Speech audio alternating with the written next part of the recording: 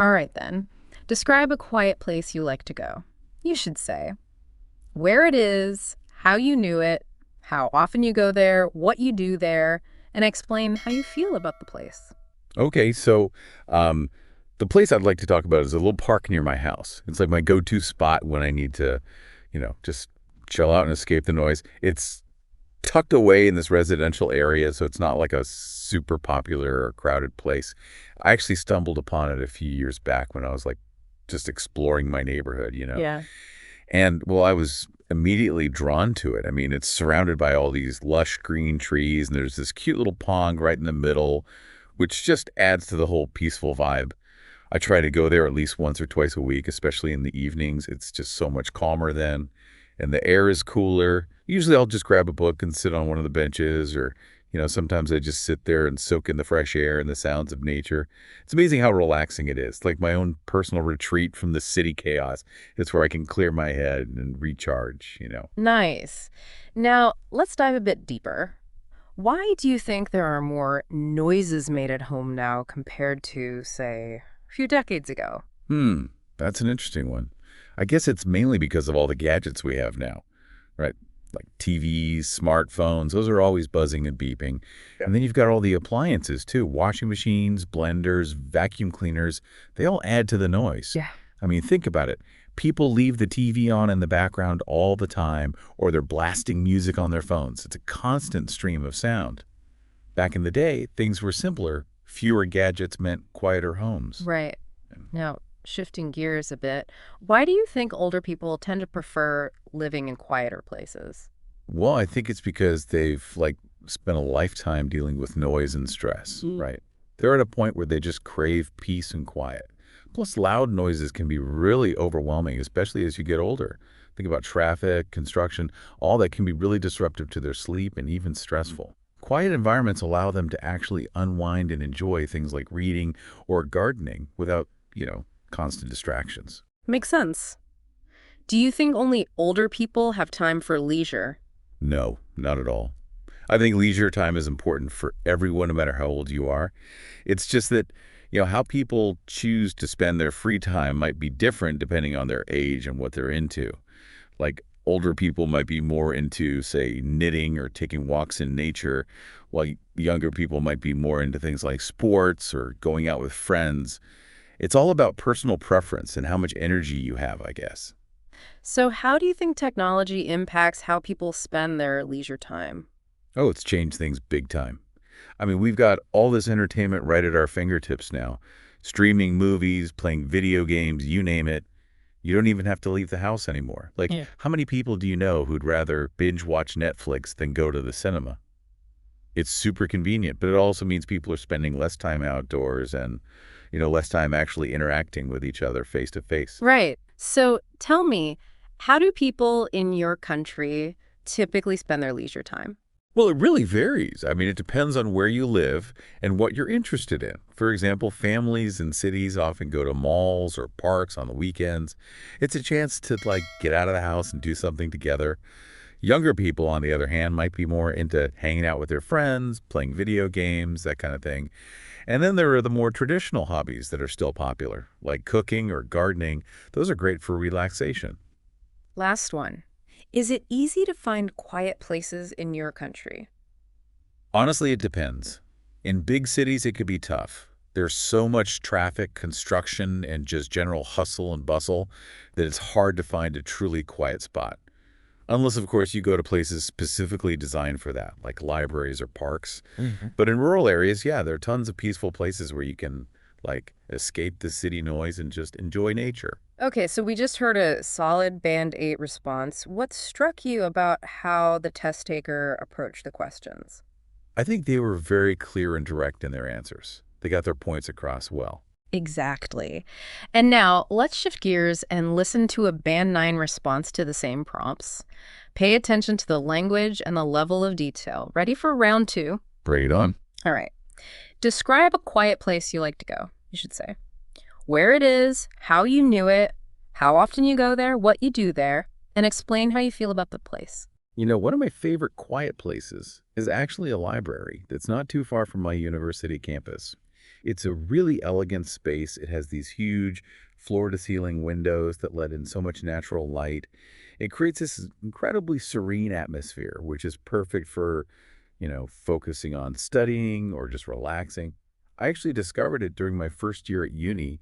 I was looking for somewhere I could really concentrate on my assignments without being distracted, and, well, I just stumbled upon this library.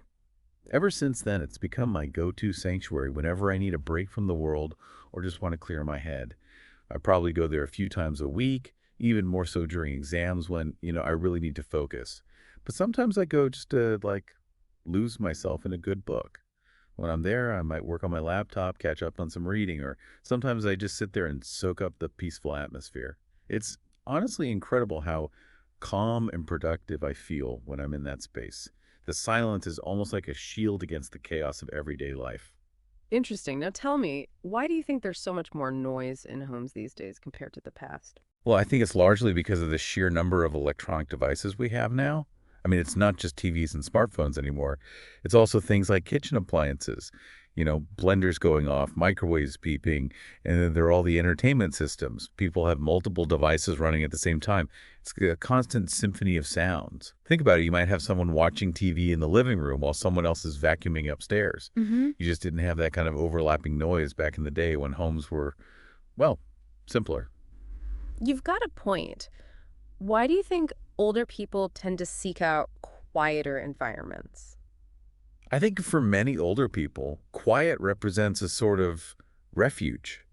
They've spent years working, raising families, dealing with all the noise and demands of life. They reach a point where they crave peace and tranquility.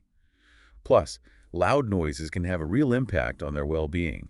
Traffic, construction, all that can be really draining and even lead to health issues like stress or sleep problems.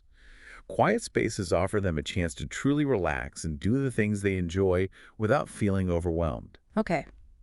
Do you believe only older people have the time to enjoy leisure activities? Not at all. I think everyone needs leisure time, regardless of their age. It's more about how our priorities and lifestyles shape how we choose to spend that free time. Older adults might gravitate towards, say, reading or gardening, activities that fit with a perhaps slower pace of life, whereas younger people might be drawn to more energetic pursuits like going to concerts or playing sports. It really just depends on the individual.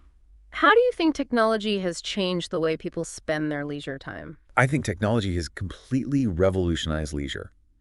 We have instant access to so much entertainment now, right from our homes. Streaming platforms like Netflix, social media, online gaming, it's all there at our fingertips. Yeah. And as a result, people are spending more time at home. You think about how popular binge watching has become. It's definitely changed how we consume entertainment compared to, say, going to the cinema or live performances. But it's also led to some downsides, like less physical activity and fewer opportunities for face-to-face interactions. Fascinating. How do people in your country generally spend their leisure time? It really depends on where you live and, your personal preferences. In cities, people often spend their weekends shopping or eating out. It's a chance to socialize and experience the city's energy. But in rural areas, people tend to connect more with nature. You'll see them hiking, going to local festivals, that sort of thing. And of course, watching TV is still a hugely popular pastime across all demographics. It's just so accessible. Makes sense. One last question. Would you say it's easy to find quiet places in your country? That's a tough one. It really depends on location. Urban areas are, well, notoriously noisy. Traffic, construction, crowds, it all adds up. So finding a truly quiet spot in a city can be challenging, unless you specifically seek out places like libraries or parks that are designed for peace and quiet. But if you head out to the countryside, yeah, there are tons of serene landscapes where you can escape the noise and just breathe. Perfect. So now you've heard both a Band 8 and a Band 9 response. What are some key differences that stood out to you? Well, the Band 9 speaker's language was much more descriptive. They used words like elegant and serene to paint a really vivid picture of the library. Their descriptions were much more engaging. Right, that richer vocabulary really makes a difference. And not only does it sound more sophisticated, but it helps the listener actually visualize the place. They went beyond just saying they felt relaxed and used phrases like profound sense of peace. Yeah, and it wasn't just the vocabulary. I felt like the Band 9 speaker also gave more specific examples. Like when they were talking about noise at home, they mentioned things like blenders going off, which made it much more relatable. Absolutely. Those specific details really bring the answer to life and demonstrate a deeper understanding of the topic. They went beyond just stating general facts. And they seemed to connect their answers back to the bigger picture, too. Hmm. Like when talking about technology and leisure, they brought up the impact on physical activity and social interaction. Exactly. That shows a more insightful understanding of the topic, which is a key characteristic of a Band 9 response. They weren't just answering the question, they were adding their own perspective. So basically, to reach that Band 9 level, it's about expanding your vocabulary, using specific examples, and thinking about the broader implications of the questions. Exactly. And remember, it's not about memorizing fancy words. It's about using language effectively to express your ideas clearly and thoughtfully. That's what makes communication truly impactful. This has been a fascinating deep dive. It's amazing how subtle differences in language can make such a big difference in how your message is received. For sure. And the best part is, these skills aren't just for exams. They're valuable in any communication scenario. So, on that note, here's a little challenge for you. Think about a time you described a place you love to someone. How did you describe it? Did you use vivid language and specific details? Or did you keep it general? Maybe this deep dive has given you some ideas on how to make your everyday conversations even more engaging and impactful. And that's a wrap for today. Thanks for joining us for another deep dive. We'll catch you the next one. Until then, keep those communication skills sharp.